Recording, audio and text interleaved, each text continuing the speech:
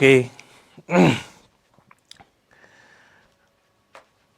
Hi everyone, again welcome to periodic Pathshala. सभी का स्वागत है। चलिए, I am audible and visible properly. तो आज के इस important session of coordination chemistry plus F block chemistry, ये कंबाइन सेशन आपका होगा, यानी इसमें मिक्स क्वेश्चन भी आपको देखने के लिए मिलेंगे, थोड़े ट्रिकी क्वेश्चंस होंगे, है ना। तो पहले हम एमएसक्यू लेंगे, है ना।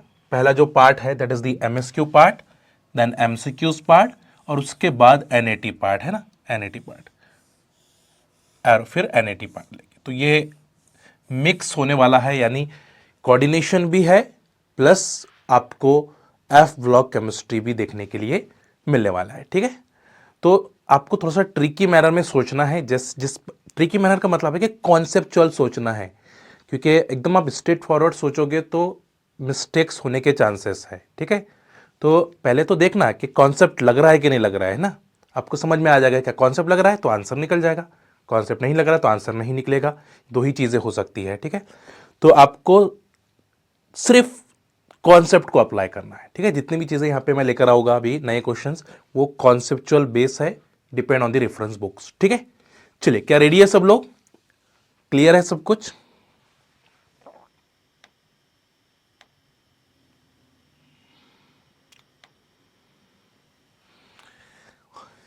क्लियर है सब कुछ?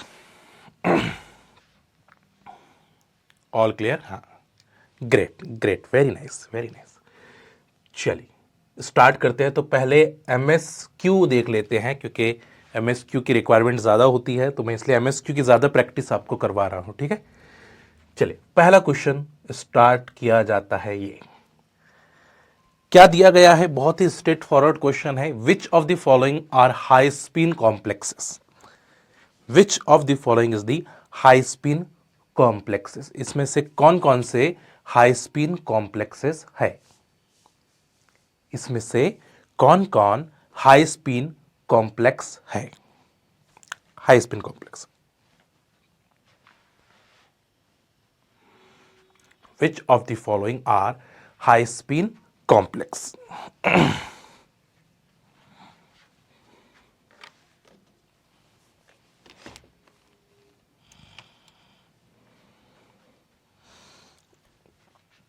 क्या लग रहा है आपको? Which of the following are high spin complex?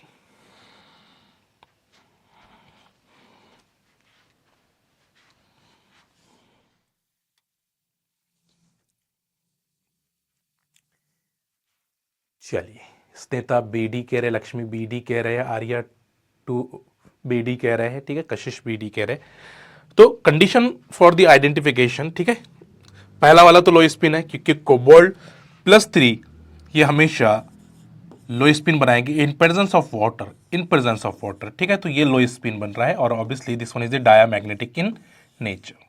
ठीक है, बट ऑल टेट्राहेड्रल कॉम्प्लेक्सेस है ना, this one is the D7 case, और टेट्राहेड्रल है, और सारे टेट्राहेड्रल कॉम्प्लेक्स हाई स्पिन होते हैं, तो all tetrahedral complexes are high spin, ये तो रहने वाला है। ठीक है, यहां पे देखिए बच्चों, रोडियम 4D और 5D metal is always always formation of low spin. आप चार्ज कोई भी रहने दो, उससे फर्क ही नहीं पड़ेगा, है ना। तो हैलोजन रहे या फिर स्ट्रॉन्ग फील्ड रहे, ठीक है, वो फर्क नहीं पड़ेगा। But 4D metal is always always formation of low spin complexes, तो ये लो स्पिन बनाएगा। ठीक है, and the last one is the cobalt +2 है। अगर +3 होता था तो लो स्पिन हो जाता था अमाइन के साथ, but cobalt +2 in presence of amine water they act as a high spin. Very good, बिल्कुल अप्रिशिएट करते हैं। ठीक है, तो बहुत सारे बच्चे क्या हो जाता ना, ये ऑप्शन को देखकर लो स्पिन बोल देते हैं, अमाइन स्ट्रॉन्ग फील्ड लिगेंड्स है, लो स्पिन कर दो। ठीक है, मैंने देखा है बहुत ज़्यादा बच्चा अपना एक्स्ट्रा दिमाग यूज़ कर लेता है और बोलता है कि NH3 तो स्ट्रॉन्गेस्ट है, स्ट्रॉन्ग है, तो ये लो स्पिन क्यों नहीं बना रहा है। But this is the high spin complex, और all tetrahedral complexes are high spin, all tetrahedral complexes are high spin complex. ठीक है, वेरी नाइस, बिल्कुल सभी ने सही किया है, आज वेल प्रिपेयर होके आए ऐसा लग रहा है ना। चलिए देखिए, नेक्स्ट लैंथेनाइड बेस्ड क्वेश्चन आपके सामने रखा गया है। लैंथेनाइड है ना, विच of the following statement is correct? Describe the properties of lanthanides and actinides. Lanthanide और एक्टिनाइट बेस क्वेश्चन है ये, ठीक है। तो थोड़ा सा पढ़ने पे फोकस करिएगा, क्या दिया गया है, क्या कॉन्सेप्ट है इसके पीछे का, ठीक है, उसको समझिएगा। ये 4 स्टेटमेंट जो आपके सामने हैं, ये पूरे आपके स्पेक्ट्रा को, लैंथेनाइड और एक्टिनाइड स्पेक्ट्रा को बता रहे हैं। लैंथेनाइड और एक्टिनाइड स्पेक्ट्रा को बता रहे हैं, इसलिए गड़बड़ मत करो, रिलैक्स माइंड से इन चारों स्टेटमेंट्स को पढ़ो एंड इसमें से चूज करो कौन करेक्ट है, कौन करेक्ट है।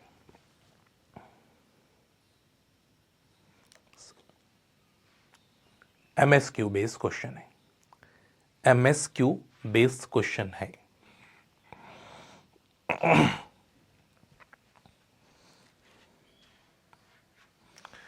तो which of the following statements correctly describe the properties of lanthanides and actinides?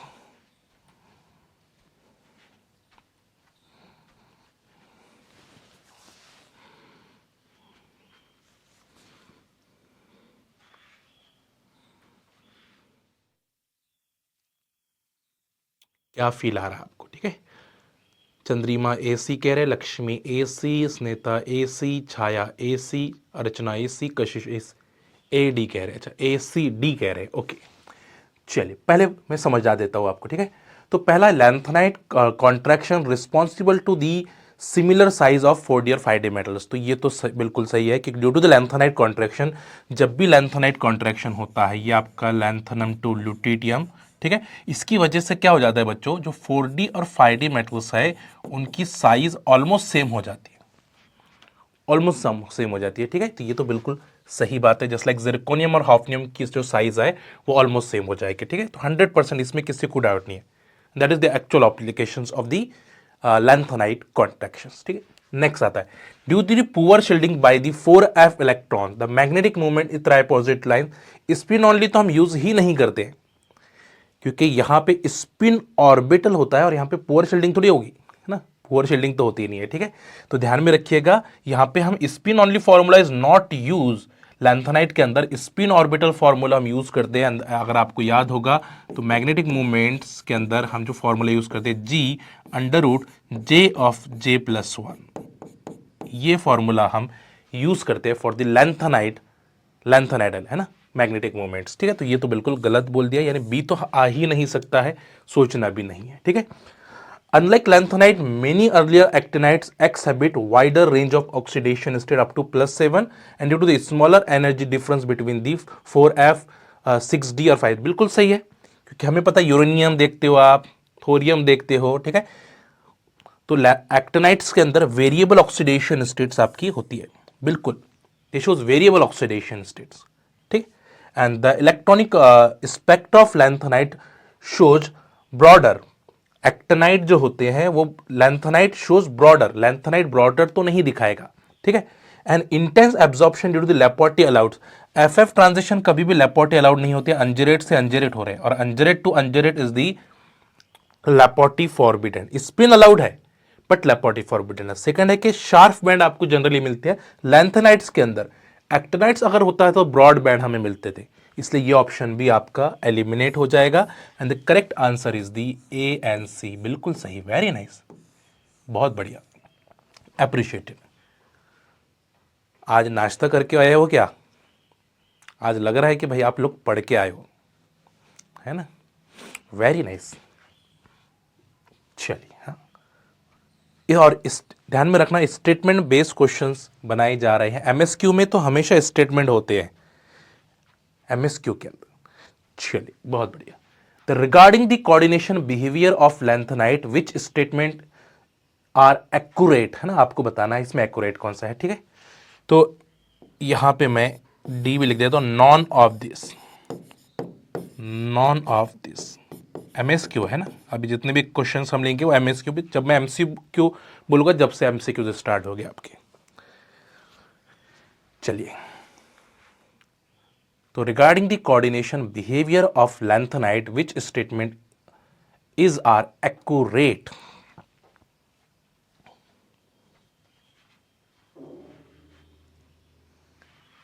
ठीक है जी।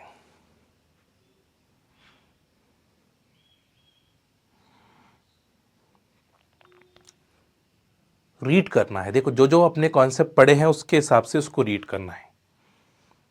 तो lanthanide generally prefer higher coordination number 7 to 12 due to the large size and higher charge.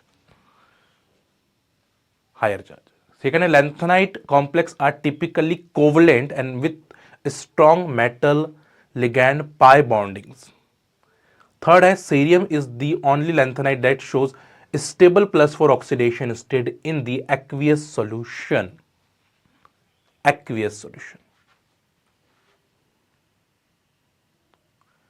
ठीक है, तो ये तो 100% सही है क्योंकि हमें पता है कि लैंथेनाइट के अंदर जनरली हायर कोऑर्डिनेशन कंपाउंड्स हमें मिलते हैं, सेरियम अमोनियम नाइट्राइड है, ठीक है, तो ग्रेटर देन 6 आपको मिलते हैं, ग्रेटर देन 6, यानी ये बिल्कुल सही है।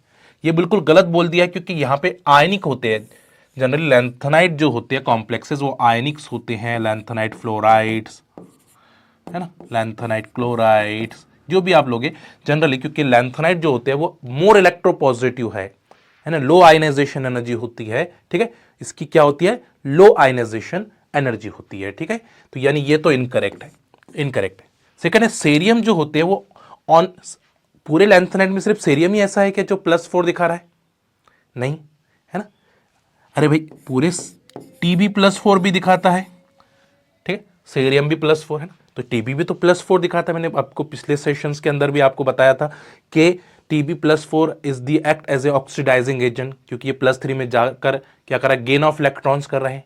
तो सेरियम भी दिखाता है, सेरियम +4 है, Tb +4 है, ठीक है। इसके अलावा और भी बहुत सारे 3-4 एलिमेंट्स ऐसे हैं जो +4 ऑक्सीडेशन स्टेट के अंदर जा सकते हैं, ठीक है।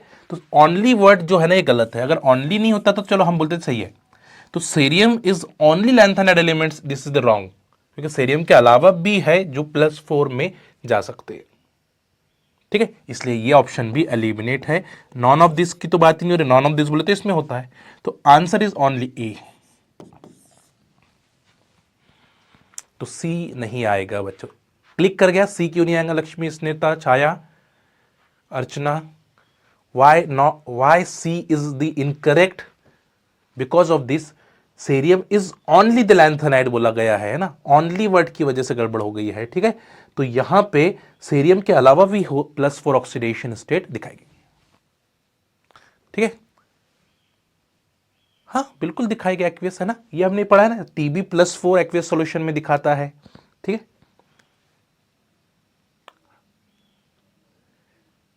तो अगर सिर्फ ऐसा बोलता था कि cerium is the lanthanide shows it's +4 oxidation state, तो हम बोलते थे सही है, बट ओनली वर्ड की वजह से गलत है, दैट इज द कॉन्सेप्ट, है ना। यहाँ पे ये ओनली वर्ड की वजह से गलत हो गया, क्योंकि पूरे लैंथेनाइड में सिर्फ सेरियम ही है कि जो एक्वियस सॉल्यूशन में +4 दिखा सकता है, बाकी कोई नहीं है कि जो नहीं दिखा सकता है।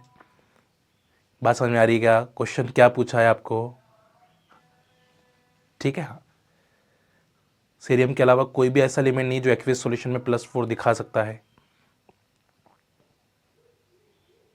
दिखाएगा, है ना। प्रेसिडोनियम भी दिखा सकता है, टीबी भी दिखा सकता है, सेरियम तो है ही। पॉइंट क्लियर हुआ है। अगर ओनली वर्ड नहीं होता तो फिर हम बोलेंगे चलो करेक्ट है ये, इसमें मतलब बस वही सेरियम ही दिखा सकता है और कोई नहीं दिखा सकता, ऐसा इसका कहने का मतलब है, तो फिर ये तो गलत बात है। चलिए, हाँ जी, कोई बात नहीं, है ना। हाँ थोड़ा ट्रिकी था, मैंने बोला ना ट्रिकी है, थोड़ा सा आपको सोचना पड़ेगा, थिंक करना पड़ेगा, ठीक है।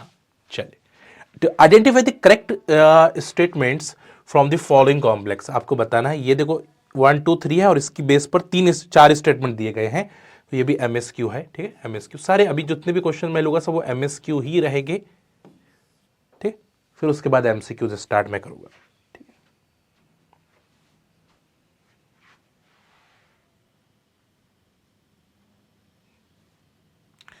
है।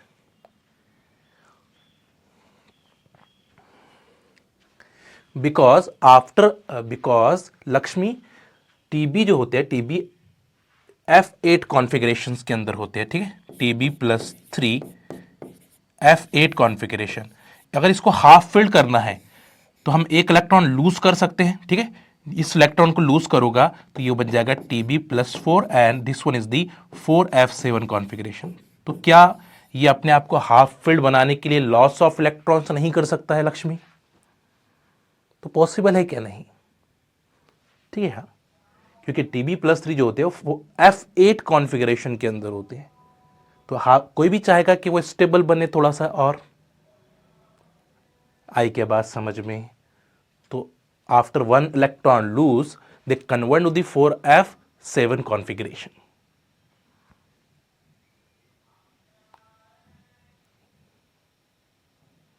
Okay,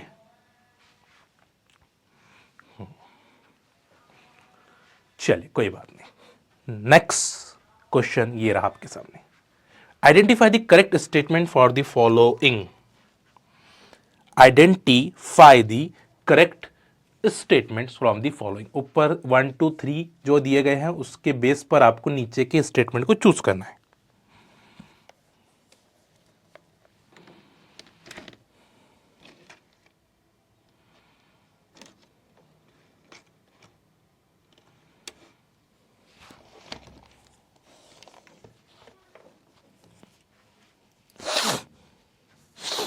Identify the correct statement from the following.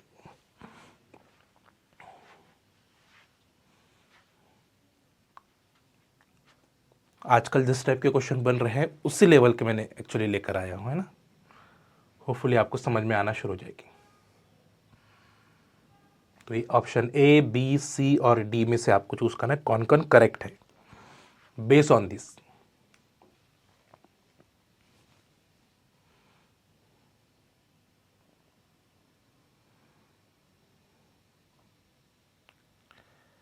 तो सबसे पहले हमें पता है कि जो कोबाल्ट एंड En/3 जो होते हैं, 3 चिलेटिंग लिगेंड जहां पे भी आ जाए तो इसमें अब्सेंस ऑफ सिग्मा प्लेन होंगे और ऑब्वियसली ये कायरल मॉलिक्यूल होगा, है, ठीक है। कायरल एनाइसोमरिक पेयर दिखाता है, ठीक है। और इसका पॉइंट ग्रुप क्या आता है? ओनली D3 आता है बच्चों, only D3। This is the chiral. तो पहला वाला सही है, cobalt En/3 plus exhibit chiral pair. DL pair दिखाएंगे, डीएल पेयर को हम कायरल पेयर बोलते हैं। And it's point group is the D3 क्योंकि there is no plane of symmetries, इसमें कोई प्लेन ऑफ सिमेट्री नहीं है। तो ए 100% करेक्ट है। यस और नो? चलिए नेक्स्ट आ जाते हैं आपके जो ट्रांस कॉम्प्लेक्सेस है।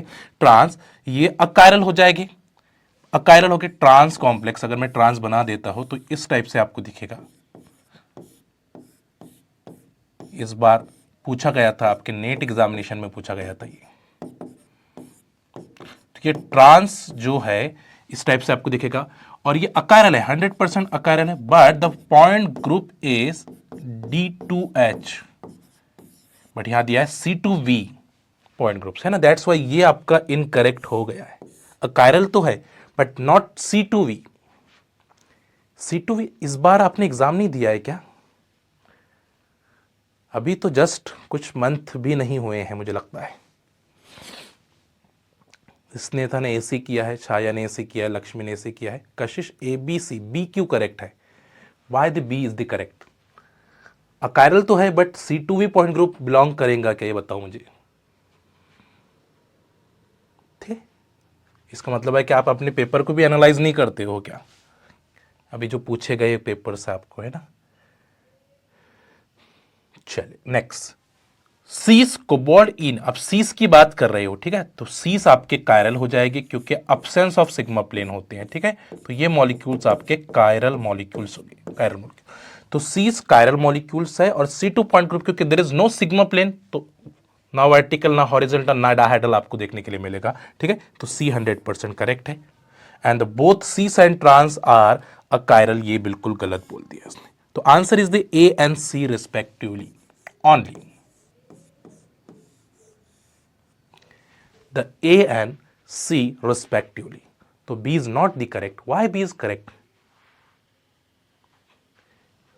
तो why B is the correct बच्चा? ठीक है, ठीक, क्लियर हुआ है आपका। तो trans is the achiral but the point group is the D2H, not the C2V।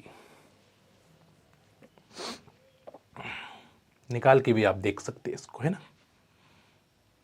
तो यहां से आप प्रिंसिपल एक्सिस पास कर रहे हैं C2, ठीक है, यहां से एक C2 जाएगा तो D2 बन जाएगा। एंड जहां पे भी सब्सिडरी एक्सिस है वहां पे हम हॉरिजॉन्टल प्लेन को देखते भी है, ठीक है। सब्सिडरी एक्सिस जहां पे होता है हॉरिजॉन्टल, तो यहां वर्टिकल कैसे आ रहा है ना, ये भी ध्यान में रखिए। चलिए नेक्स्ट क्वेश्चन एंड कॉन्सेप्ट, बड़े अच्छे अच्छे क्वेश्चन है लेवल अप है, मुझे पता है कि थोड़ा सा लेवल थोड़ी अच्छी दी गई है यहाँ पे, ठीक है, क्वेश्चंस में, ठीक है। For the complex of cobalt H2 positive, which of the following statement is are correct? Which of the following statement is are correct?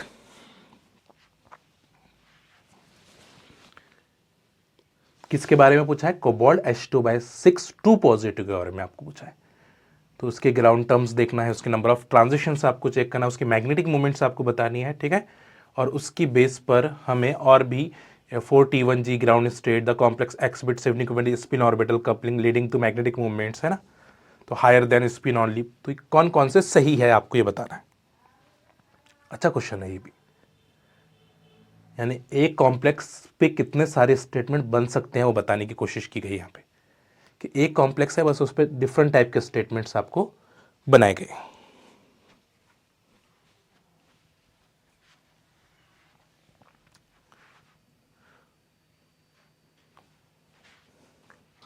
तो ऑर्गेल डायग्राम आपको बनाना है यहाँ पे, है ना, ऑर्गेल डायग्राम ऑफ कोबाल्ट +2।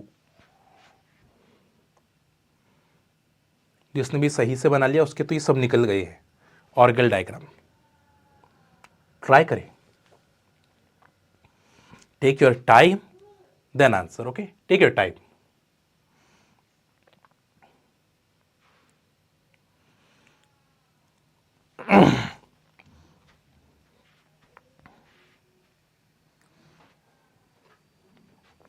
आराम से।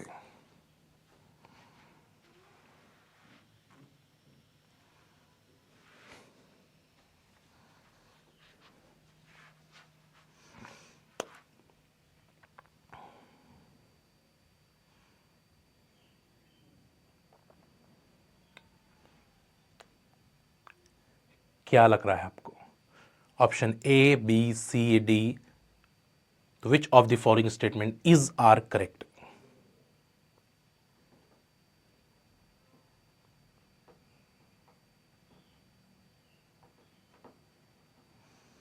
तो मैंने बोला ना सबसे पहले आपको क्या ड्रॉ करना है, ऑर्गेल डायग्राम ड्रॉ कर लेना है, ठीक है।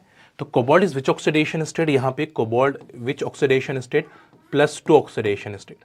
Electronic configuration is D7, high spin है, low spin, high spin complex, high spin complex है, ठीक है।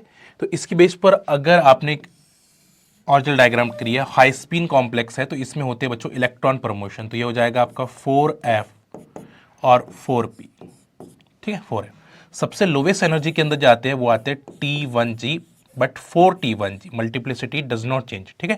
देन 4T2G, देन 4A2G, और different symmetry are cross to each other 4T1G P।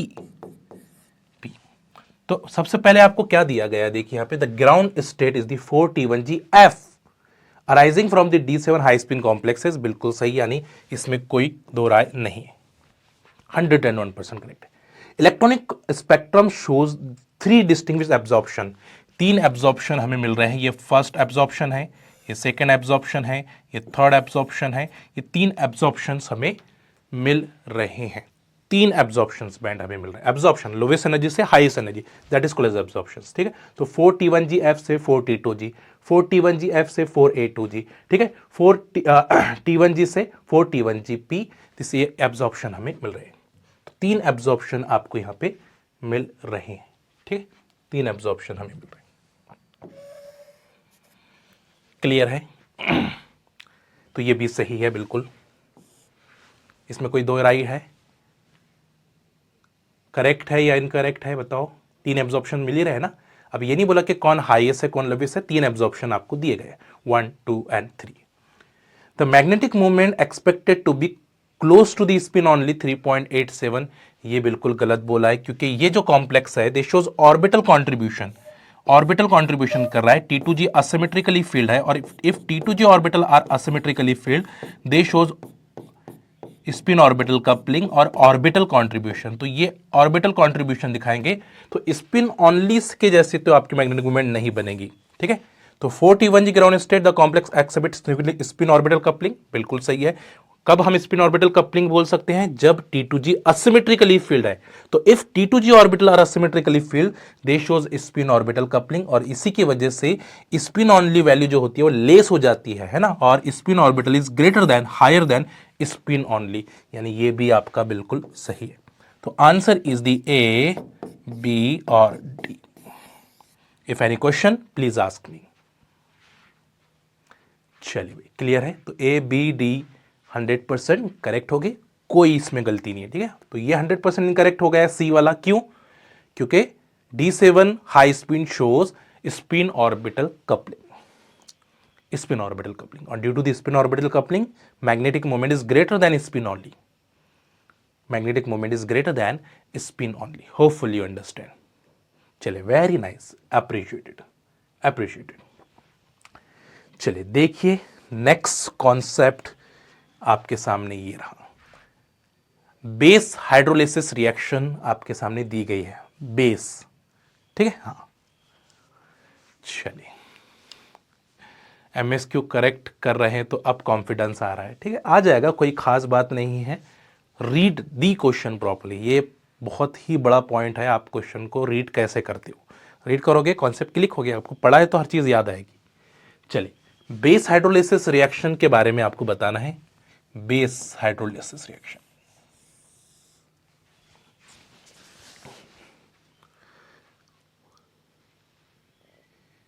चलिए, first you read the all statements, है ना। तो ये रिएक्शन हो रही है आपकी base cobalt En/2 Cl NO2 positive OH, ठीक है, और वो आपको प्रोडक्ट मिल रहा है ना। तो Cl निकल गया, उसकी जगह पे कौन आ गया?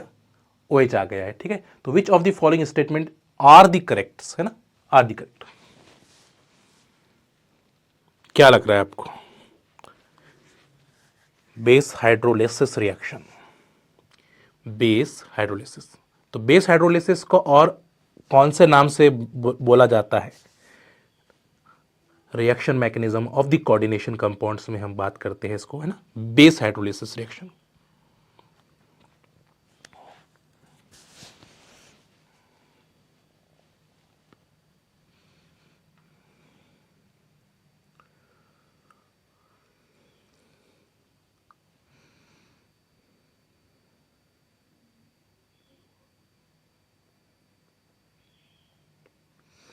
Very good, very good. चलो, मैं सबसे पहले एक बार मैकेनिज्म ड्रॉ करके बताता हूं। देखो, बेस हाइड्रोलिसिस आप सीस लो या ट्रांस लो, क्योंकि यहां पे मेंशन नहीं किया गया है कि आप सीस ले रहे हैं ट्रांस। आप सीस भी ले सकते हो, आप ट्रांस भी ले सकते हो, ठीक है, उससे कुछ फर्क नहीं पड़ेगा, ठीक है। तो यहां पे आपने कोबाल्ट लिया है 1 2 3 4, ठीक है, 4। जैसे अब मैं सीस ले लेता हूं, ठीक है, समझाने के लिए। आप ट्रांस भी लिए तो कोई फर्क नहीं पड़ेगा, है ना, हमारे स्टेटमेंट्स में, ठीक। तो यहाँ पे आपका कौन आ गया है? NO2 आ गया है बच्चों, और यहाँ पे आपके पास आ गया है Cl, सब्स्टिट्यूशन। पहली स्टेप क्या होती है? Formation of conjugate base. तो ये जो एसिडिक प्रोटॉन्स है, यहाँ पे जो एसिडिक प्रोटॉन्स है उस प्रोटॉन को एब्स्ट्रैक्ट करता है, because trans to the leaving group जो प्रोटॉन्स होते हैं मोर एसिडिक प्रोटॉन्स है जो फास्ट कॉन्जुगेट बेस बनाएंगे, ठीक है। तो ये कॉन्जुगेट बेस बना रहा है, CB बना रहा है, CB जिसको बोलते हैं हम कॉन्जुगेट बेस, ठीक है, और बाहर निकल जाएगा वाटर। तो पहला, this reaction is SN1CB involving the conjugate base, 100%, इसमें कोई दो राय नहीं है, ठीक है। तो ये 100% करेक्ट है। तो rate of reactions independent of OH, ये तो गलत बोल दिया है ना। अगर OH नहीं होता तो कॉन्जुगेट बेस बनता नहीं था। अगर OH ही नहीं होता तो कॉन्जुगेट बेस बन सकता है? नहीं बन सकता है। और कॉन्जुगेट बेस बनेगा नहीं तो SN1CB होगी नहीं, यानी ये तो गलत है। B 100% गलत है। इंडिपेंडेंट बोला है, डिपेंडेंट होता है, OH पे डिपेंडेंट होता है, ठीक है। The reactions of stereospecific often leading the isomer because of the intermediate is the 5 coordinated. वही, अब भाई डिपेंड करेगा, जैसे अब यहां से है तो ये क्या करा? स्टेबलाइज करेगा, TB पे इंटरमीडिएट बनाएगा, TB पे इंटरमीडिएट आपका बना रहा है, ठीक है। अगर मैं ट्रांस लेता हूं तो स्क्र पिरामिडल इंटरमीडिएट बनाएगा, ठीक है। अगर मैं ये ट्रांस लेता हूं तो they depend on the condition, मैंने कहा ना कंडीशन पे डिपेंड करेगा कि कौन सा इंटरमीडिएट बन रहा है। तो अगर यहाँ पे NO2 हम ले रहे हैं, यहाँ पे क्लोरीन ले रहे हैं, और ये आपकी इथिलीन डायमाइंस, तो first step is the formation of conjugate base, second step is the dissociation of the leaving group. ऐसे लिविंग ग्रुप को डिसोसिएट करोगे तो, but NO2 is not stabilise this transition state, तो यहाँ पे स्क्वायर पिरामिडल बनेगा, trans के अंदर, और सीस के अंदर यहाँ पे टीबीपी बनेगा, है ना। आफ्टर डिसोसिएशन ऑफ Cl यहाँ पे विच types of intermediate, TBP intermediate is form. ये पॉइंट क्लियर हुआ है क्या मैं जो कहना चाह रहा हूं? तो ये स्टीरियो स्पेसिफिक है आपका, डिपेंड ऑन द कंडीशन। आपके सीस ले रहे हो, ट्रांस ले रहे हो, सीस लेंगे तो टीबीपी इंटरमीडिएट, ट्रांस लेंगे तो स्कर पिरामिडल इंटरमीडिएट, एंड उसी के हिसाब से आपको प्रोडक्ट मिलेंगे। कहीं पर मिक्सचर और कहीं पर retention of the configuration will be forms, ठीक है। तो यहां पे मिक्सचर मिलेगा, जहां पे भी टीबीपी होता है वहां मिक्सचर मिलता है, और जहां पे स्कर पिरामिडल है retention of the configurations are take place, retention of the configuration, ठीक है। तो reaction is stereospecific often leading to the isomer because of this intermediate is the 5 coordinated, बिल्कुल सही है ना। 5 coordinated intermediate will be forms after dissociation of the living groups, after dissociation of living group. तो 100% ये सही है, ठीक है। And the NO2 group being strong pi donor, ये तो बहुत ही गलत बात बोली है। NO2 पाई एक्सेप्टर होते हैं, पाई डोनर नहीं, पाई डोनर नहीं, ठीक है, यानी ये इनकरेक्ट है। तो ए और सी इज द करेक्ट ऑप्शन। चलिए भाई, सभी ने सही किया, उम्मीद करते हैं। हाँ जी, very good, very good, appreciated. Next, which of the following statements about the 4F lanthanide complex are correct, है ना, MSQ, है ना। अभी सारे क्वेश्चन जब तक मैं नहीं बोलूं, जब तक आपके सारे क्वेश्चंस MSQ ही होगी। तो which of the following statement of 4F lanthanide complex, किसके बारे में पूछा, lanthanide, 4F lanthanide complex are correct.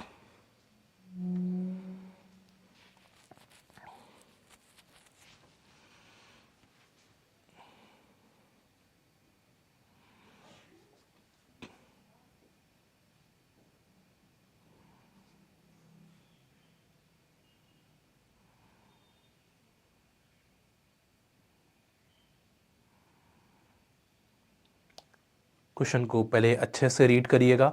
The absorption band in UV visible spectrum is sharp and intense due to the Laporte allowed FF transition. Second है 4F orbital are well shielded by 5s and 5p orbitals and make the electronic transition independent to the ligand field environments. The magnetic moment of lanthanide can be predict using this under root j of j plus 1 because L and N not decouple.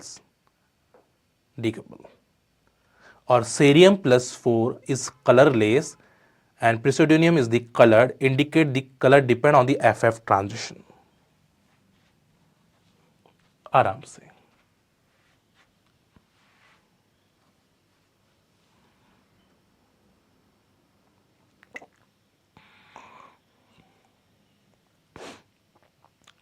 तो पहला तो 100% correct है, sorry incorrect है, because Laporte allowed बोला है। FF transition is not Laporte allowed, FF transition is the spin allowed, Laporte forbidden, Laporte forbidden. 4F orbital जो होते हैं वो शिल्डेड होते हैं, 5s और 5p ऑर्बिटल। इसी की वजह से यहाँ पे सेपरेशन बहुत कम होता है। सेपरेशन कम है तो ऑब्वियसली शार्प बैंड आपको मिलता है, शार्प बैंड। लिगैंड का अप्रोच बहुत कम होता है, यानी 100% सही है शिल्डिंग, ठीक है। Magnetic movement of lanthanide can be predict using mu effect under root j of j plus 1 into g आपको दिया है ना, इंटू जी आपको दिया यहां पे। जी क्या आपका लैंडेस फैक्टर्स है ना, तो ये जी यहां पे भी लिख सकते हैं, जी यहां पे भी लिख सकते हैं आप, है ना। और L और S आर नॉट डीकपल्स, डीकपल है ना, साइन उसमें माइनस का साइन आता है जब S of S plus 1 minus L of L plus 1, ठीक है। तो ये आप सही बोल सकते हो। नेक्स्ट सही, ये भी आपका सही हो जाएगा क्योंकि सेरियम प्लस 4 कलरलेस है और प्रेसिडोनियम कलर्ड है क्योंकि यहाँ पे FF ट्रांजिशन है, इसमें FF ट्रांजिशन है, ठीक है। तो B C D, B C D, B C D, ठीक है।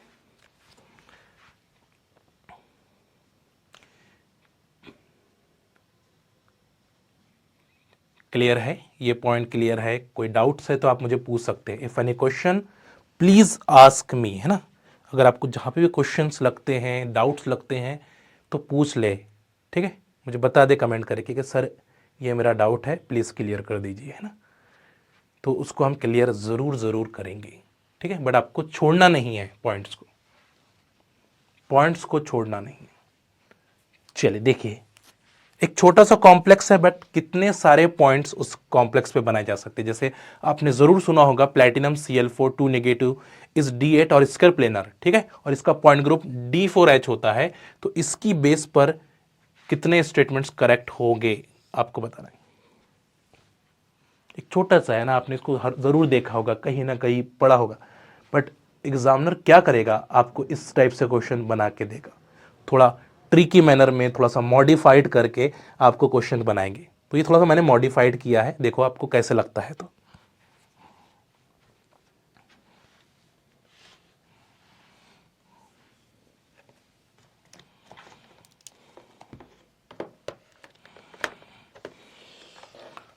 ठीक है, read the question properly, proper read करना है। तो D orbital split into the 4 energy levels, ठीक है, और 4 एनर्जी लेवल्स को ये लिखा गया है यहाँ पे एनर्जी के हिसाब से। उसके बाद d x square minus y square orbital is the highest in energy and is antibonding is B1G बोला गया है, and is antibonding is B1G। The complex is diamagnetic and the HOMO is DXY orbitals is B2G।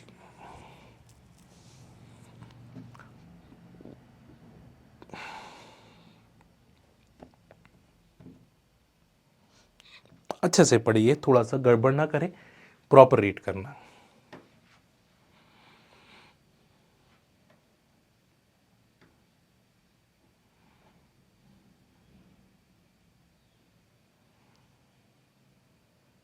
तो पहला वाला अगर हम देखते हैं स्क्वायर प्लेनर कॉम्प्लेक्स, और square planar are splitted into the, square planar complex are split into the 4 energy levels, 4 energy levels में split होते हैं। सबसे हाईएस्ट एनर्जी के अंदर आते हैं DX square minus y square, उससे लोवेस्ट एनर्जी के अंदर DXY, उससे लोवेस्ट एनर्जी में DZ स्क्वायर, और सबसे लोवेस्ट एनर्जी में DXZ is equal to DYZ, ठीक है। This is called the square planar, square planar, ठीक है। DXZ और DYZ को हम EG से डिनोट करते हैं, EG याद है ना, डबली डिजनरेट है। DZ स्क्वायर को A1G से डिनोट करते हैं, है ना, ऑर्बिटल सिमेट्रीज के, ठीक है। DXY को हम B2 से डिनोट करते हैं, ठीक है, B2G से डिनोट करते हैं, और इसको B1G से हम डिनोट करते हैं, ठीक है। This called is the orbital symmetries, orbital symmetries, orbital symmetries, ठीक। तो DX square minus y square orbital is the highest energy, बिल्कुल सही है, और वो क्या हो जाएगा, it's the anti bonding B1G, ये बिल्कुल सही है, क्योंकि हाईएस्ट में हाईएस्ट एनर्जी ऑर्बिटल्स जो होते हैं वो एंटी बॉन्डिंग्स के अंदर चले जाते हैं, ठीक है। द कॉम्प्लेक्स इज डायमैग्नेटिक, क्योंकि सारे इलेक्ट्रॉन्स पेयर्ड है, D8 कॉन्फ़िगरेशन है, लो स्पिन है, because all square planar complexes are low spin. तो आप फिल करोगे 1 2 3 4 5 6 7 8, तो पेयर्ड हो गए। तो ऑल इलेक्ट्रॉन्स आर पेयर्ड, अगर पेयर्ड है तो हम डायमैग्नेटिक बोलेंगे, यानी ये भी सही है। और होमो क्या आ जाएगा, DXY, क्योंकि इलेक्ट्रॉन DXY में जा रहा है, इसको बोलते हैं highest occupied molecular orbital is the homo, highest occupied molecular orbitals. क्या बात है, कमाल कर दिया आपने। तो answer is the B, C और D। सबकी समझ में आ गया है। तो एक छोटा सा कॉम्प्लेक्स है, बट कितना उसको अगर आपको ये चीज नहीं पता होगी, जिसको B1G B2G A1G EG को कैसे अरेंज किया जाता है, तो यहां कॉम्प्लिकेशन आ सकती है ना क्वेश्चन के अंदर। पता है तो बहुत ज्यादा इजी है। चलिए, तो ये सारे क्वेश्चन अभी तक जो रहते थे MSQ, अब थोड़े से MCQs क्वेश्चन जो आपके गेट एग्जामिनेशन में बनते हैं। अभी तक जो गेट एग्जामिनेशन में MSQ बन सकते हैं वो किस लेवल तक बन सकते हैं, कोऑर्डिनेशन और F ब्लॉक से वो देखा है हमने। अब थोड़ा सा हम बात करते हैं MCQs क्वेश्चंस की, कि आपके MCQs किस टाइप से बन सकते हैं। चलिए कोई बात नहीं, आराम से। पहला क्वेश्चन, तो which of the following characteristic of acid hydrolysis of metal ligand complex, which of the following is the correct characteristic of acid hydrolysis, है ना, reaction mechanism of the coordination chemistry. Coordination chemistry के अंदर reaction mechanism में और किस type के question आपको देखो पूछे जा सकते हैं एमसीक्यूज बेस।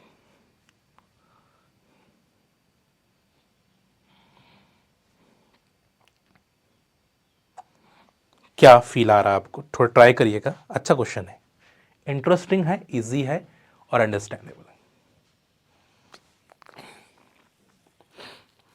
चंद्रिमा सी कह रहे हैं, स्नेता सी कह रहे हैं, कशिश सी कह रहे हैं, छाया सी कह रहे हैं,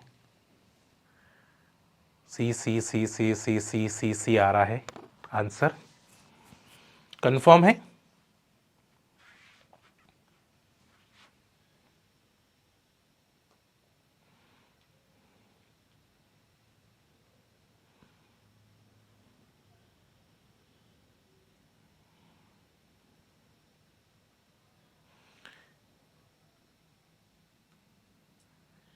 जल्दी बताओ भाई साहब, है ना। एसिड हाइड्रोलिसिस रिएक्शन कैसी होती है? Acid hydrolysis reaction cobalt NH3/5Cl reaction with water, है ना। रिएक्शन किसके साथ होती है? वाटर के साथ होती है, ठीक है। तो किस टाइप से होता है? Cl निकल जाता है, उसकी जगह पे वाटर आ जाता है। तो इस रिएक्शन को हम एसिड हाइड्रोलिसिस बोलते हैं। बट कौन से मैकेनिज्म थ्रू जाएगा? SN1 mechanism, dissociative mechanism. SN1 mechanism और डिसोसिएटिव मैकेनिज्म थ्रू रिएक्शन होती है। पहले Cl निकलता है, 5 कोऑर्डिनेट बनेगा, फिर वाटर आएगा, ठीक है, 6 कोऑर्डिनेट बन जाएगा। तो इस रिएक्शन को एसिड हाइड्रोलिसिस बोलते हैं, ठीक है। बट ऑब्वियसली इसका जो पीएच होगा वो लेस देन 7 होगा। मोर देन 8 कैसे हो सकता है? लेस देन 7 पीएच होना चाहिए, क्योंकि एसिड की बात ही हो रही है, तो एसिड हाइड्रोलिसिस तो ये बिल्कुल नहीं होगा, है ना। यहाँ पे ग्रेटर देन क्या बोल दिया? 8 बोल दिया उसने। Ligand replace by the H3 positive, ये भी गलत है। Ligand is replace by water, बिल्कुल सही है। या वो क्लोरीन निकलेगा, वाटर अटैच होगा, यानी आंसर आएगा सी। तो कुछ था क्या इसमें? कुछ भी नहीं था, है ना। सिर्फ लॉजिक लगाना था आपको कि भाई एसिड हाइड्रोलिसिस रिएक्शन किस टाइप से होती है, उसका मैकेनिज्म क्या है, what is the actual mechanism, ठीक है। तो कुछ भी नहीं था इसमें, है ना। तो रिएक्शन जो होती है वो लेस देन 7 pH पर होती है, not the greater than 8 pH। Base condition में तो एसिड कंडीशन में होगी ना, तो reaction is always in the acidic condition, इसलिए तो एसिड हाइड्रोलिसिस बोला गया। Next, which of the following metal ions gives fastest rate of exchange of water? Which of the following metal cations gives fastest rate of exchange of water? Water exchange कहां पे fast होगा? Water exchange कहां पे fast होगा?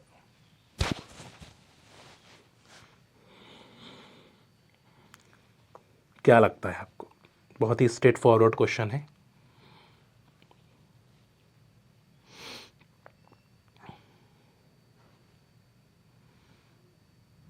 और with in में तो 30 second का क्वेश्चन नहीं है ना, 1 मार्क्स वगैरह में बन सकता है।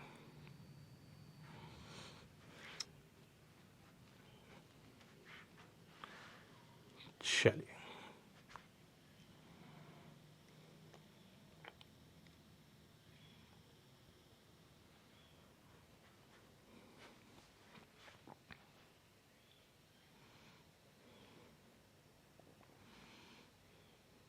Very good very good. तो correct answer is the copper +2, क्योंकि जो कॉपर +2 है ये स्ट्रॉन्ग जॉन टेलर डिस्टॉर्शन दिखाते हैं, और स्ट्रॉन्ग जॉन टेलर डिस्टॉर्शन जो होते हैं मोस्ट लेबाइल होते हैं, मोस्ट लेबाइल।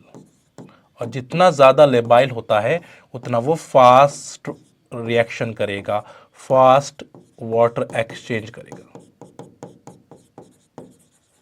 तो कंडीशन क्या है? How to identify the most labile? Strong Jahn Teller distortion हमेशा मोस्ट लेबाइल होगी। फिर उसके बाद CFAC देखो, lower CFAC more labile, higher CFAC less labile, है ना। कंडीशन कितनी सिंपल है। तो जब भी आपको लेबिलिटी ऑर्डर पूछा जाता है तो इसमें हम देखते हैं कॉपर सबसे ज्यादा लेबाइल हो गया, उसके बाद आते हैं क्रोमियम के बाद हम देखते हैं बच्चों CFAC, जिसकी CFAC कम है, जैसे Mn की CFAC कम है, D 0 आ रही है। उसके बाद आयरन 4 DQ, उसके बाद कोबाल्ट 8 DQ, उसके बाद निकिल 12 DQ, ठीक है। उसके बाद क्रोमियम +3 है ना D3, तो D8 और D3 में D3 is always more inert, D3 हमेशा इनर्ट होते, कभी लेबाइल, D8 लेबाइल बन सकते हैं क्योंकि एंटी बॉन्डिंग में इलेक्ट्रॉन्स है। तो that is the order of lability, order of lability. Clear है, सभी का क्लियर है? इंटरेस्टिंग है ना। तो strong joint distortion is most labile, then lower CFAC most labile, lower CFAC is more labile.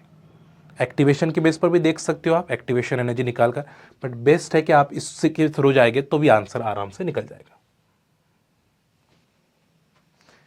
हाँ जी, देखिए, तो what will be the crystal field stabilization energy of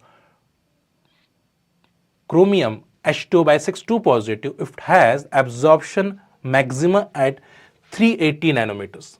अगर आपका जो मैक्सिमा है, एब्जॉर्प्शन मैक्सिमा है, वो 380 नैनोमीटर्स पे है, तो CFAC कितनी बनेगी इन द सेंटीमीटर्स। ये क्वेश्चन भी आजकल गेट के लिए फेवरेट है ना, ये कभी कभी आपको NAT में पूछ लेता है और कभी कभी MCQs में भी आपको पूछ लेता है ना। अगर इतना ये ऑप्शन नहीं दिए होते तो NAT बन जाता था क्वेश्चन, और ये ऑप्शन दिया है तो ये MCQs बन गया।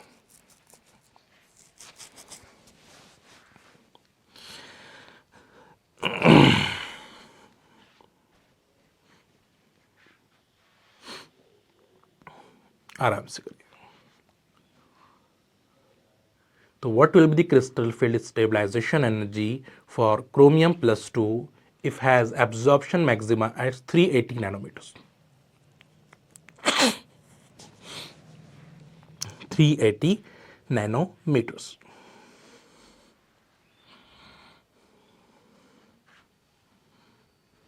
इजी है, ज़्यादा कॉम्प्लिकेट नहीं है, बेसिक कैलकुलेशन है इसमें, बहुत लेंदी वाला कैलकुलेशन भी नहीं है, बहुत बेसिक, एकदम सही से अप्लाई करना है बस।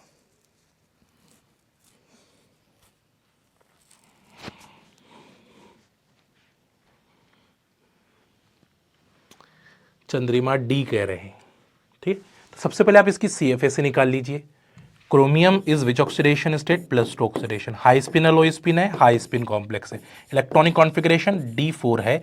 तो मैं फिल कर देता हूं इलेक्ट्रॉन्स को, तो ये T2G ऑर्बिटल्स है और ये आपके EG ऑर्बिटल्स है, फिल कर देते हैं 1 2 3 एंड 4, ठीक है। तो what is the crystal stabilisation energy, CFAC आ जाएगी -0.4, number of electron the T2G is 3 plus 0.6 number of electron the EG is 1 delta o, ठीक है। चलो फिर आप देखो पे 12 - 6 इज दी -0.6 डेल्टा ओ,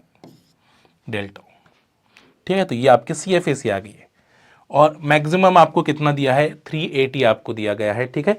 तो आप कैसे करोगे, यहाँ पे -0.6 डिवाइडेड बाय 380, कितना आ रहा है मुझे बताना, सही कर रहा हो क्या मैं, बताइएगा मुझे, गलत हुआ तो मुझे बताना। क्या 380 डिवाइडेड बाय ये है, हाँ 10⁻⁻7 में लिखना भूल गया हो ना,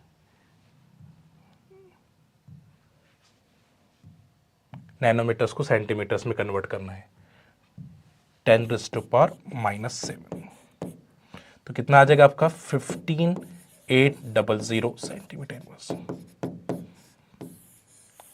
कैलसी भी यूज कर सकते हो अगर किसी को कैलकुलेशन में इश्यू आया तो, ठीक है।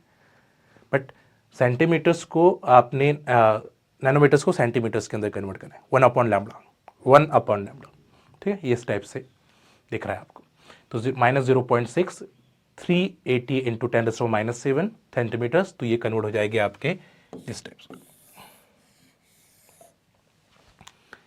चलिए, हाँ हाँ ठीक है, सेंटीमीटर में तो कन्वर्ट करना ही है, ठीक है। तो अपन कैसे करते हैं, 1/λ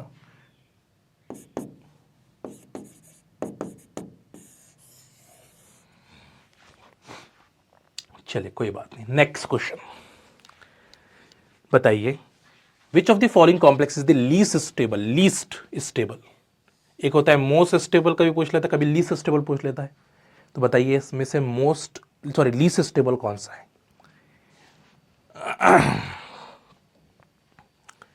लीस्ट स्टेबल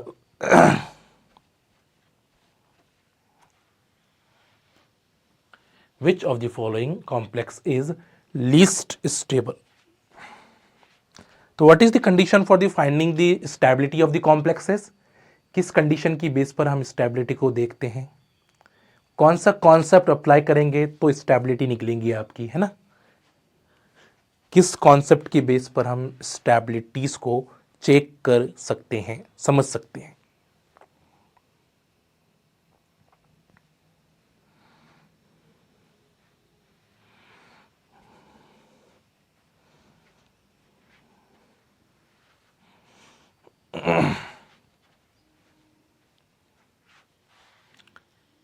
वेरी गुड, है ना? तो चिलेटिंग लिगैंड इंक्रीज होते हैं बच्चों, जब भी ध्यान में रखना, chelating ligand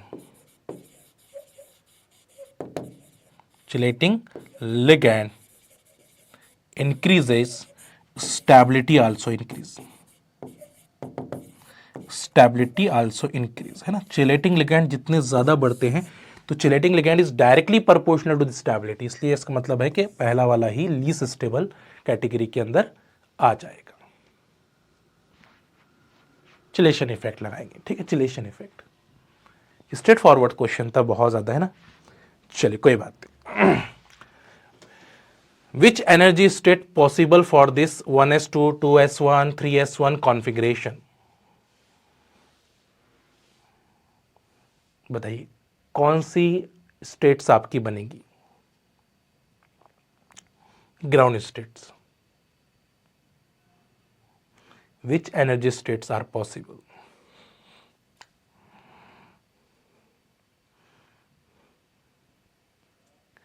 Which energy state is possible for 1s2, 2s1, 3s1 configuration?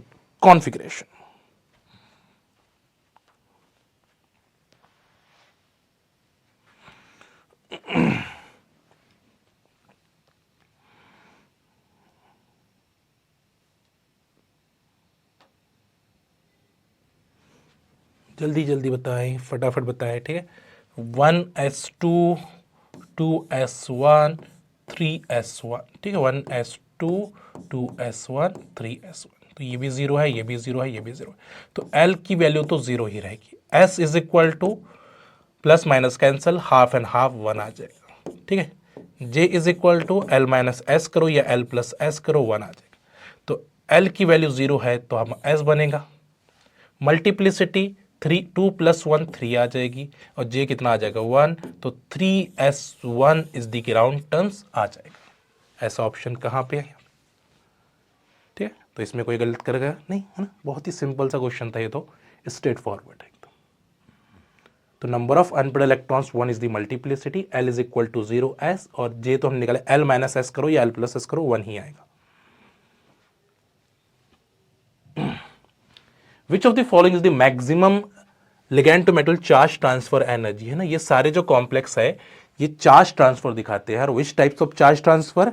ligand to metal charge transfer, है ना? तो D10 configuration also shows ligand to metal charge transfer if the pi donor ligands are attached। अगर उसको कोई pi donor ligand attach, जैसे mercury है, cadmium है ना? तो इनके अंदर क्या हो जाते हैं? Zn सल्फाइड्स है, इनमें ligand to metal charge transfer R possible, ठीक है? D10 होए बाद भी, लोअर ऑक्सीडेशन स्टेट होए बाद भी। चलिए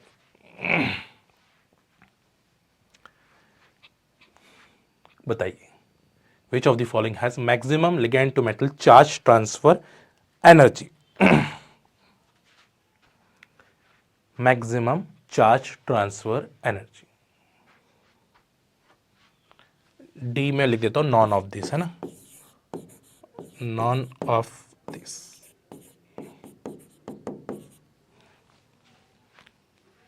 या कांट बी प्रेडिक्ट हो सकता है, can't be predict. Very news, very nice, है ना भाई? जो डोनर होंगे वो इजिली देंगे, तो iodine is a good donor. Iodine जो है वो गुड डोनर है, जो गुड डोनर होते हैं बच्चों वो आसानी से इलेक्ट्रॉन देंगे, तो इसमें लेस एनर्जी लगेंगे। गुड डोनर को लेस एनर्जी आर रिक्वायर्ड, और obviously this is not a good donor as compare to the iodine, bromine और क्लोरीन, है ना, नॉट गुड डोनर है, बाय डोनर है बट आयोडीन के कंपेरिजन में नॉट गुड डोनर, है ना, इसलिए more energy required, more energy required. तो यहां पे मोर एनर्जी रिक्वायर्ड होगी और यहां पे लेस एनर्जी रिक्वायर्ड होगी, ठीक है। That's the answer is the A, that's the answer is the good, very nice, appreciated. Which of the following low spin configuration is most inert toward the dissociative substitution reaction in the octahedral field? Octahedral field. Which of the following low spin configuration is most inert toward the dissociative substitution reaction in octahedral field?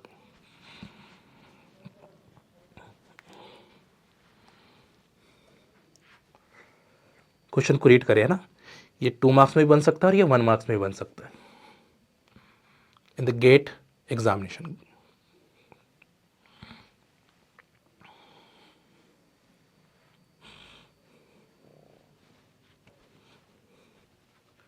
क्या लग रहा है आपको, बताइएगा।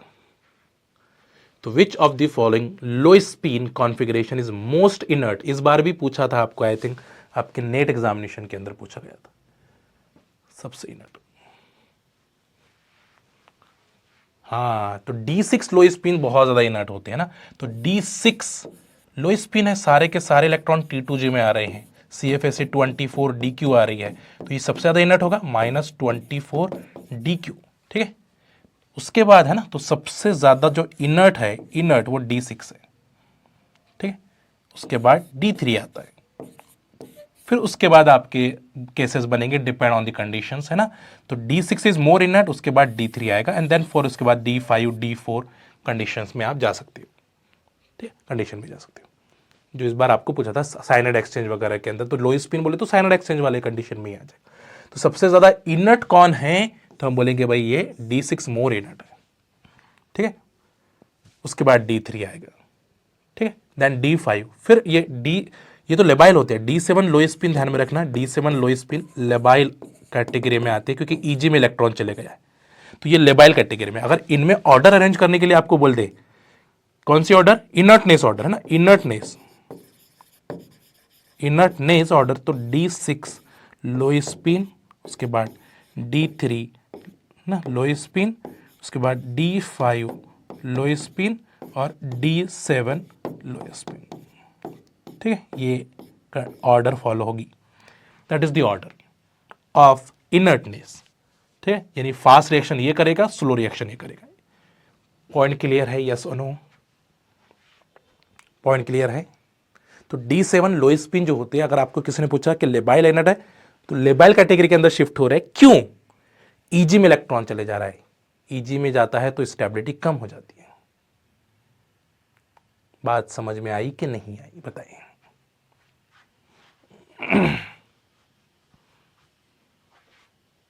हाँ जी, बड़ा interesting example है।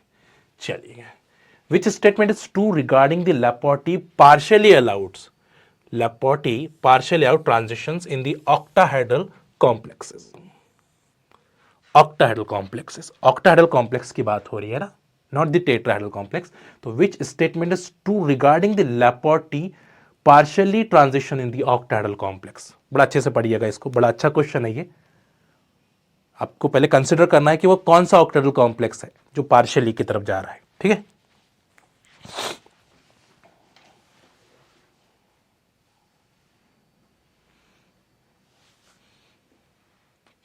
तो transitions is to some imaginary orbitals। Transitions depend on the temperature। Transition in which Laporte selection rule is relaxed due to the complete symmetry in a molecule, and transition which Laporte selection rule in the relaxed in the asymmetric in the molecules। बताइए, क्या बात है, very nice, कमाल कर रहे हैं आजकल तो भाई, क्या बात है आप, आज तो क्या पता नहीं कोऑर्डिनेशन को खा के आए हो पी के आए हो, कमाल कर रहे हो, वेरी गुड, है ना। तो लोअर सिमेट्री जो होती है, असिमेट्रिक जो होते हैं उनमें पार्शियलिटी होती है ना, असिमेट्रिक।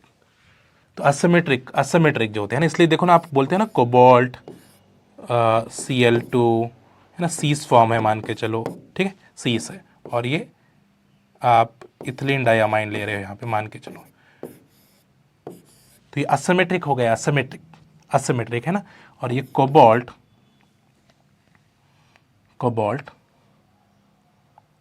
ट्रांस ले लेता हूँ इसका, ट्रांस Cl2, ठीक है, इथिलीन डायमाइन बाई 2।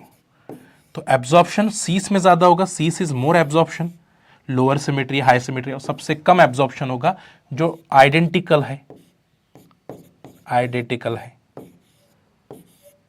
इनमें सबसे कम एब्जॉर्प्शन आपको देखने के लिए मिलेगा, सबसे कम एब्जॉर्प्शन आपको, ठीक है, सबसे ज़्यादा एब्जॉर्प्शन आपको यहाँ पे मिलेगा, उसके बाद यहाँ पे मिलेगा। तो जो लोअर सिमेट्री होते हैं, असिमेट्रिक होते हैं, उनमें लैपोर्ट सिलेक्शन रूल लग जाता है, क्योंकि ये बन जाते हैं स्पिन भी अलाउड और ये बन जाते हैं लैपोर्ट भी अलाउड, ठीक है, लैपोर्ट भी अलाउड, क्योंकि चार्ज ट्रांसफर हो रहा है, ठीक है। तो lower symmetry is more absorption than higher symmetry, ठीक है। तो ये C2 है, ये D2H है आपका, ठीक है, और ये ऑक्टाहेड्रल। तो lower symmetry is more absorption than higher symmetry, lower symmetry is more absorption than higher symmetry. चलिए, very very nice. Next concept and the question ये रहा आपके सामने, सारा रिवाइज हो रहा है ना, मगर पूरे कॉन्सेप्ट रिवाइज हो रहे हैं, ईच एंड एवरी पॉइंट जो आपको पूछी जा सकती है। Which of the following complex expected to be lowest magnetic moment, और स्पिन ऑनली पूछा है आपको at room temperature. Which of the following expected to be exhibit lowest magnetic moment at room temperature? Spin only.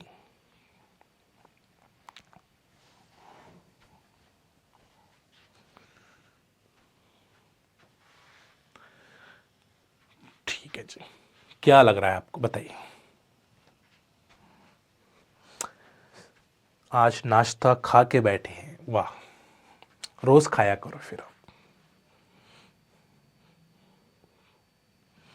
Which of the following complex is expected to be lowest magnetic moments?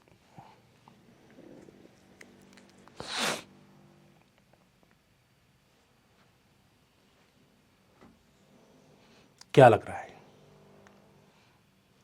Option a, option b, option c और option D.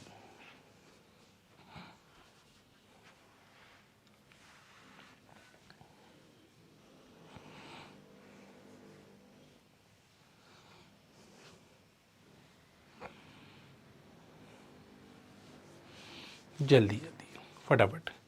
हाँ जी, हाँ, very nice, है ना।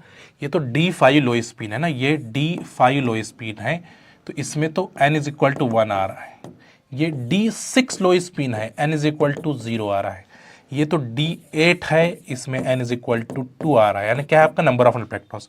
और ये D4 है और यहाँ पे n इज इक्वल टू 2 आ रहा है। तो सबसे लोवेस्ट मैग्नेटिक मोमेंट्स आपको कहाँ मिलेंगी? बी में। Diamagnetic 0 unpaired electron, 0 Bohr magnetons, 0 Bohr magneton. Clear है? हाँ जी, ठीक है। तो सिर्फ देखना था कि नंबर ऑफ अनपेड इलेक्ट्रॉन्स कहाँ पे ज़्यादा है, कहाँ पे नंबर ऑफ अनपेड इलेक्ट्रॉन्स कम है और कहाँ पे अनपेड इलेक्ट्रॉन ज़्यादा है। ऑर्बिटल कॉन्ट्रीब्यूशन पूछा नहीं है, question asking only spin only, तो why you use orbital contribution, ठीक है, ठीक है। तो आपको यूज नहीं करना है, क्योंकि आपको स्पिन ओनली ही पूछा है क्वेश्चन की लैंग्वेज में, स्पिन ओनली, तो स्पिन ओनली ही बताना है। चलिए भाई साहब, हाँ देखिए, ये भी बड़ा इंटरेस्टिंग सा क्वेश्चन है। For an octahedral D5 complex, if ligand field strength is the order of pairing energy is greater than delta octahedral, तो where is P is the pairing energy, the calculate the CFAC, आपको बताना है CFAC कितनी आएंगी, crystal field stabilization energy कितनी आने वाली है आपकी। Read the questions properly,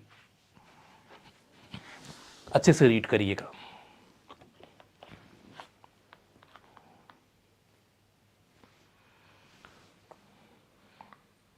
For an octahedral D5 complex, if ligand field strength is an pairing energy is greater than delta O, so what will be happen?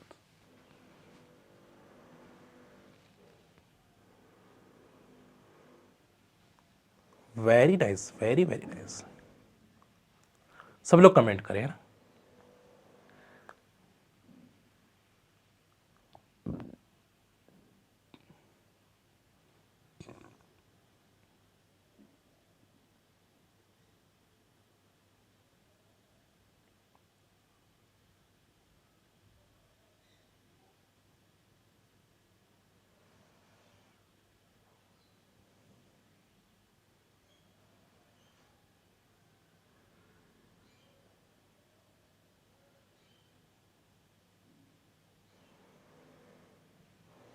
Good good, very good.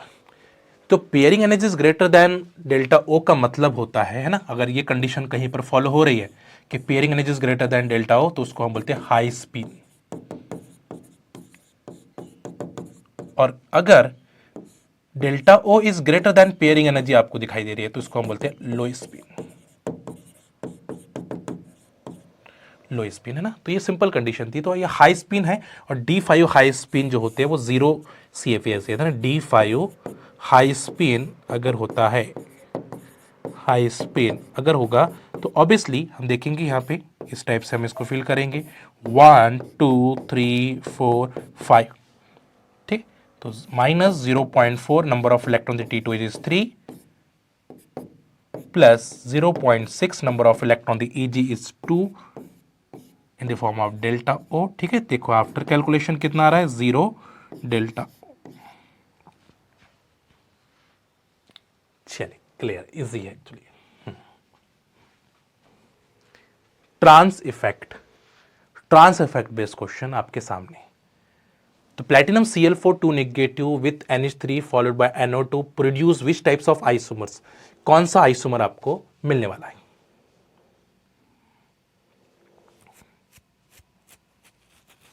Cis isomer, trans isomer, facial isomer, meridional isomers. Which isomer is formed? Cis, trans, facial, meridional, बताइएगा कौन सा isomer मिलेगा। तो ये आपका platinum है, 1 2 3 4 square planar complex. Platinum Cl4 is the square planar complex. Platinum is which oxidation state? +2 oxidation state. पहले किसके साथ रिएक्शन हो रही है? NH3। अब कोई भी क्लोरीन आप सब्स्टिट्यूट करोगे बाय द एसोसिएटिव मैकेनिज्म, यानी क्योंकि यहाँ पे TB पे इंटरमीडिएट बनेगा, ठीक है। तो एसोसिएट मैकेनिज्म होगा, 16 इलेक्ट्रॉन कॉम्प्लेक्स है तो एसोसिएट करेगा, फिर Cl निकलेगा and the formation of this one. तो एक क्लोरीन कहीं पर भी रिप्लेस कर सकते हो आप, ठीक है। NH3 आ जाएगा, remaining chlorine. But chlorine is the more trans effect than NH3।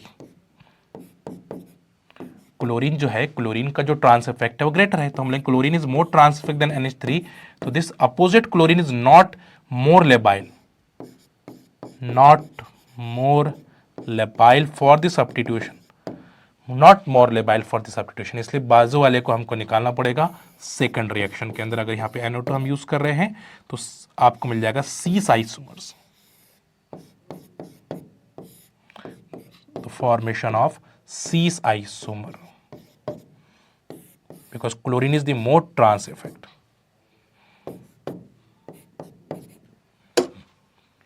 चलिए आंसर आ गया सभी का, है ना। सीस तो सभी का है, इसमें कोई दो राय नहीं, क्योंकि बहुत ही सिंपल सा क्वेश्चन था। 1 मार्क्स वगैरह में बनेगा ज्यादा से ज्यादा गेट में, है ना। ठीक है, choose the correct statement regarding the electronic spectra of this complex, है ना। ये जो कॉम्प्लेक्स है इसकी बेस पर आपको बताना है कौन सा स्टेटमेंट सही है। विच स्टेटमेंट इज दिस? MCQs है ना, अभी सारे MCQs है, MSQ करना भी नहीं है।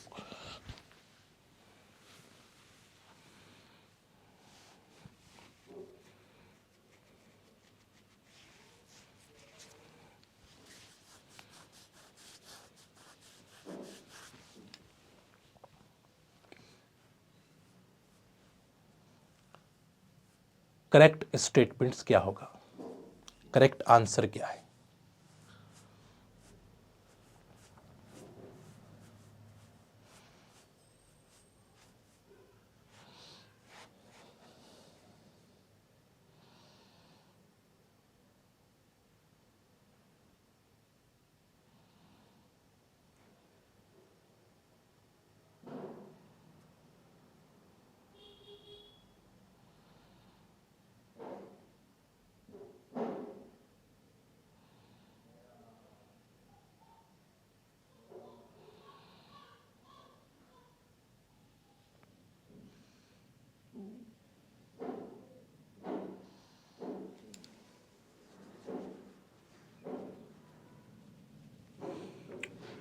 वेरी जल्दी जल्दी बताएं। तो आंसर इज दी ब्रॉड है ना, क्योंकि डी डी ट्रांजिशन हो रहा है और डी डी ट्रांजिशन होगा titanium is which oxidation state, +3 oxidation state, electronic configuration is D1 और D1 में क्या हो रहा है, डी डी ट्रांजिशन हो रहा है 1 यहां से यहां, तो इसको बोलते हैं हम डी डी ट्रांजिशन। तो शार्प बैंड तो मिलेगा नहीं, क्योंकि डी डी ट्रांजिशन होता है तो ब्रॉड बैंड मिलता है, यानी शार्प वाला तो बिल्कुल है। तो it gives broad band due to the joint distortion, क्योंकि जॉइंट डिस्टॉर्शन भी हो रहा है, ठीक है। इसलिए यहाँ पे इस टाइप से आपको बैंड्स मिलते हैं, ठीक है, और हल्का सा शोल्डर आपको मिलता है यहाँ पे, ठीक है। इसलिए बाकी तो यह क्योंकि ईजी स्प्लिट नहीं होता है ना, ईजी नहीं स्प्लिट होता है। अगर फॉर्दर जॉन्टेलर की वजह से स्प्लिट भी होगा तो T2G स्प्लिटेड, T2G स्प्लिटेड, ठीक है। And it showed no absorption, ये तो गलत है, यानी आंसर आ जाएगा आपका बी, 100% बी। तो डी ट्रांजिशन, जब भी आपके इसमें डी ट्रांजिशन हो रहा है तो कौन सा बैंड मिलता है, ब्रॉड बैंड मिलता है, नॉट द शार्प बैंड, है ना। तो d transition is always always gives broad band, sharp band तो कभी नहीं मिलेगा। शार्प बैंड तो कहाँ मिलता है बच्चों, जहां पे वो फॉरबिडेंट्स होते हैं, फॉरबिडन ट्रांजिशन में शार्प बैंड्स मिलते हैं आपके डी के अंदर। चलिए क्लियर है, हाँ जी। Next, the correct order of ligand field strength in the spectrochemical series, ठीक है, जो जिसकी एबिलिटी है हाई स्पिन से लो स्पिन कन्वर्ट करने की। यानी सिंपल सी अगर मैं बात करूं तो स्पेक्ट्रोकेमिकल सीरीज आपको पूछी गई है,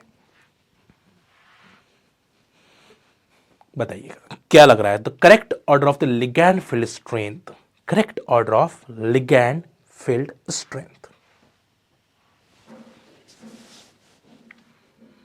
option 1, option 2, option 3, option 4, A B C D, A B C D। यहां पे मत, स्पेक्ट्रोकेमिकल सीरीज के अंदर एक ट्रिक्स मैं आपको देता हूं, है ना, मैंने दिया भी है बल्कि आपको कितनी बार।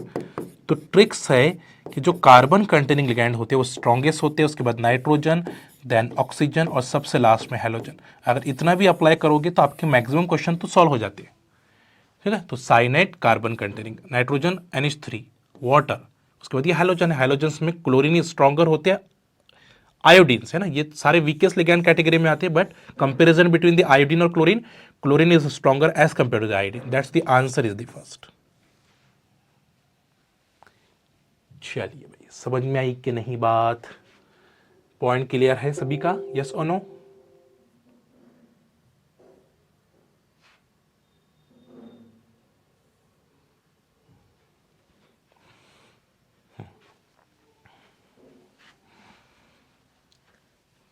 अच्छे से रीड करिएगा, आराम से, कोई गड़बड़ नहीं, है ना, सारे कॉन्सेप्ट। तो यहां पे दिया गया है कोबाल्ट NH3/5 NO2, बाहर NO3 2 नेगेटिव आपको दिया गया है, ठीक है, सॉरी NO3/2 दिया गया है। बेस और Werner theory and ligand field theory, which of the following statement is correct. MCQs है ना, MSQ नहीं है, MCQs।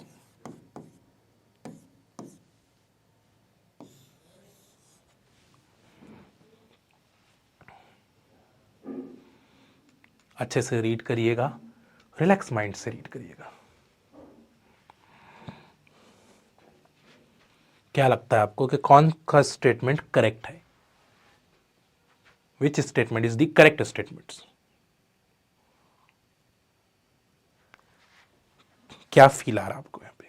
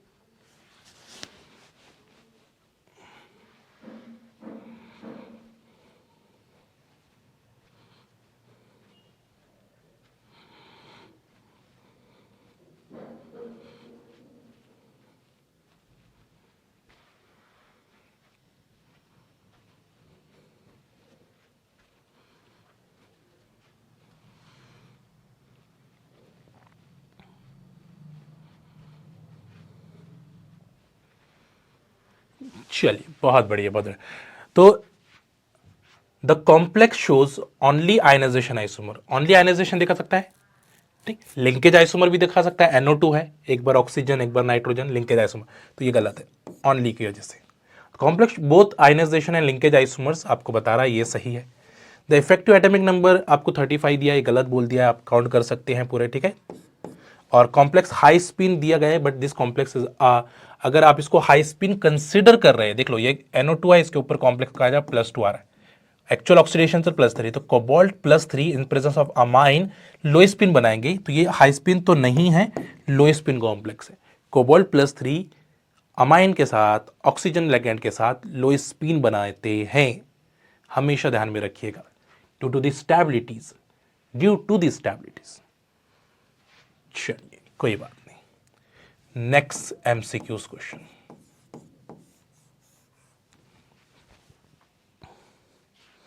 आराम से करिए, ठीक है। चलिए, which of the following isoelectronic series of metal carbonyl the CO bond strength expect to be decreasing order.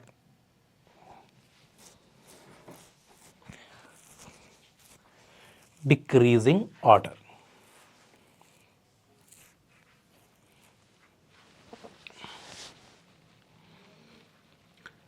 अपने माइंड को स्टेबल रखो, क्वेश्चन के आंसर करते टाइम अगर आप बिना सोचे समझे आंसर करोगे तो गड़बड़ होगी। अपने माइंड को सोचने का आदी बनाइए, थिंक करने का आदी बनाइए, बच्चों के जैसे। बच्चे कैसे क्वेश्चन पूछते हैं, ये हुआ तो क्यों हुआ, ऐसा हुआ तो क्यों हुआ, पूछते हैं ना। तो हर चीज़ के लिए आपको थोड़ा सा थिंक लेवल को इम्प्रूव करना ही चाहिए। चलो आराम से आंसर करिए।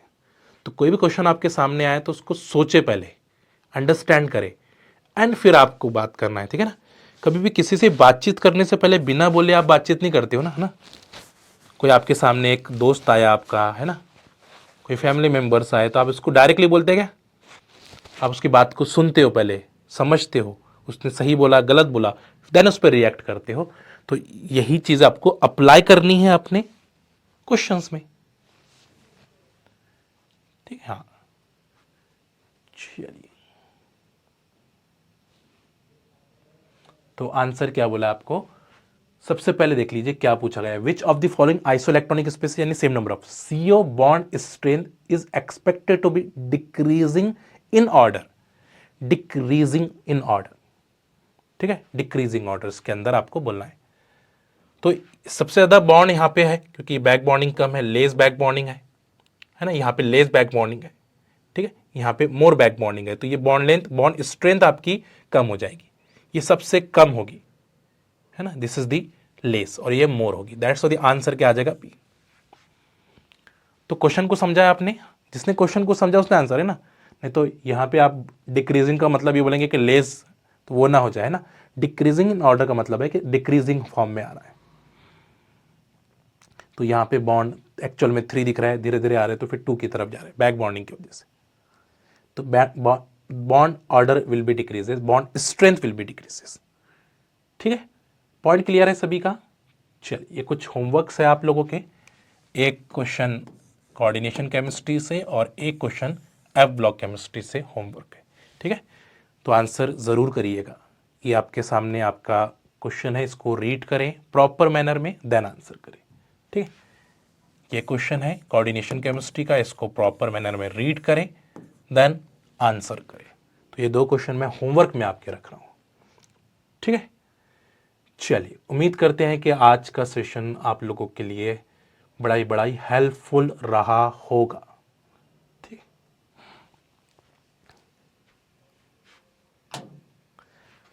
चलिए, समझ में आया आज का सेशन सभी के, इंटरेस्टिंग है ना। तो गेट में किस लेवल तक आपको MSQ पूछे जा सकते हैं और MCQs पूछे जा सकते हैं, किस लेवल से बनाए जा रहे हैं, ठीक है। यानी अब मुझे लग रहा है कि आप MSQ में एक्सपर्ट हो गए हो, इतने सेशन प्रैक्टिस हमने कर लिए हैं, तो MSQ में तो आप एक्सपर्ट हो चुके होगे। देखो तरीका है सिर्फ, है ना, हमें कॉन्सेप्ट तो सभी को आते हैं, क्वेश्चन को सॉल्व करने का जिसको वे आ गया है ना, वे आ गया है, उसके लिए काम बन गया है, ठीक है। हाँ,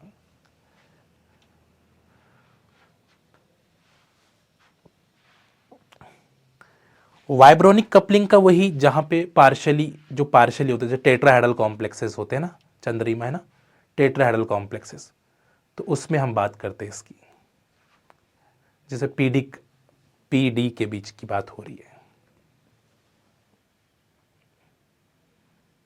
पार्शली वाला।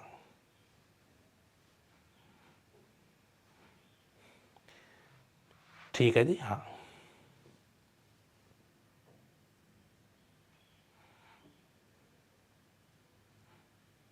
बट ये रेयर रहते हैं ना, बहुत ही कम कॉम्प्लेक्सेस में होते हैं, रेयर केसेस का है ये। ठीक है, चलो, तो जो होमवर्क दिया उसके आंसर ज़रूर करिएगा बच्चों, है ना, होमवर्क ज़रूर करिएगा। ठीक है, ठीक है, चलिए, ख्याल रखें, सेफ रहें, मिलते हैं अगले सेशन के अंदर। Bye bye.